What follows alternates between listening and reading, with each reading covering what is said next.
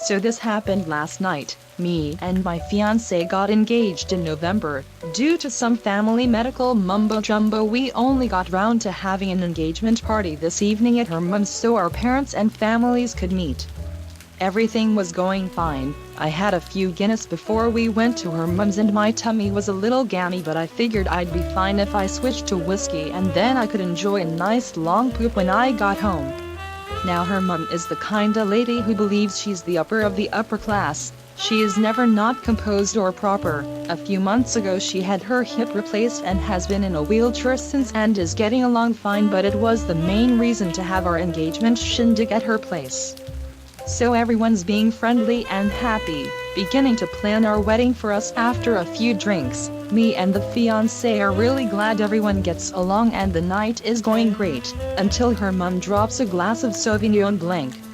Me being the chivalrous fella I am, leaped to clean the broken glass. As I did, I felt a turn in my stomach, but by then I was already bent over in front of my mother-in-law reaching for the glass. My ass is about 15 inches from her face.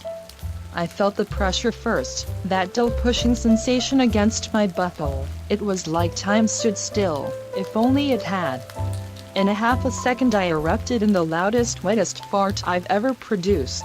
It sounded like a Skeksis drowning, and the warm blast of gas was soon replaced with a wet dripping sting of liquid poo running down my legs like blue jeans in a white wash. My mother-in-law immediately began to throw up.